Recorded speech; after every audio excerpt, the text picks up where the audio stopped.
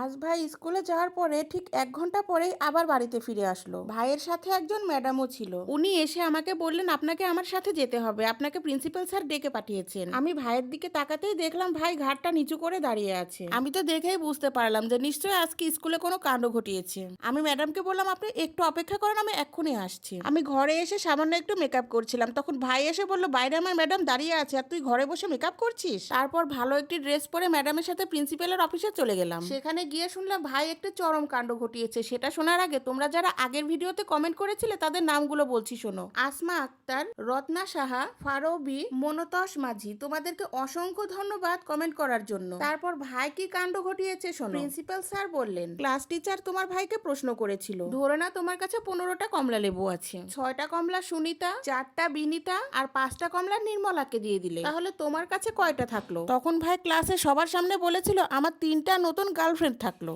আজ ভাই স্কুলে যাওয়ার পরে ঠিক 1 ঘন্টা পরেই আবার বাড়িতে ফিরে আসলো। ভাইয়ের সাথে একজন ম্যাডামও ছিল। উনি এসে আমাকে বললেন, আপনাকে আমার সাথে যেতে হবে, আপনাকে প্রিন্সিপাল স্যার ডেকে পাঠিয়েছেন। আমি ভাইয়ের দিকে তাকাতেই দেখলাম ভাই ঘাড়টা নিচু করে দাঁড়িয়ে আছে। আমি তো দেখেই বুঝতে পারলাম যে নিশ্চয়ই আজকে স্কুলে কোনো কাণ্ড ঘটিয়েছে। আমি ম্যাডামকে বললাম, আপনি একটু অপেক্ষা করেন, আমি এক্ষুনি আসছি। আমি ঘরে এসে সামান্য একটু মেকআপ করছিলাম, তখন ভাই এসে বলল, বাইরে আমার ম্যাডাম দাঁড়িয়ে আছে আর তুই ঘরে বসে মেকআপ করছিস। তারপর ভালো একটি ড্রেস পরে ম্যাডামের সাথে প্রিন্সিপালের অফিসে চলে গেলাম। সেখানে গিয়ে শুনলাম ভাই একটা চরম কাণ্ড ঘটিয়েছে। সেটা শোনার আগে তোমরা যারা আগের ভিডিওতে কমেন্ট করেছিলে তাদের নামগুলো বলছি শোনো। আসমা আক্তার, রত্না সাহা, ফারবি, মনতোষ মাঝি, তোমাদেরকে অসংখ্য ধন্যবাদ কমেন্ট করার জন্য। তারপর ভাই কি কাণ্ড ঘটিয়েছে শোনো। প্রিন্সিপাল স্যার বললেন, ক্লাস টিচার তোমার ভাইকে প্রশ্ন করেছিল, ধরে না তোমার কাছে 15টা কমলা লেবু আছে, 6টা কমলা সুনিতা, 4টা বিনিতা আর 5টা কমলা নির্মলাকে দিয়ে দিলে, তাহলে তোমার কাছে কয়টা থাকলো? তখন ভাই ক্লাসে সবার সামনে বলেছিল, আমার 3টা নতুন গার্লফ্রেন্ড থাকলো।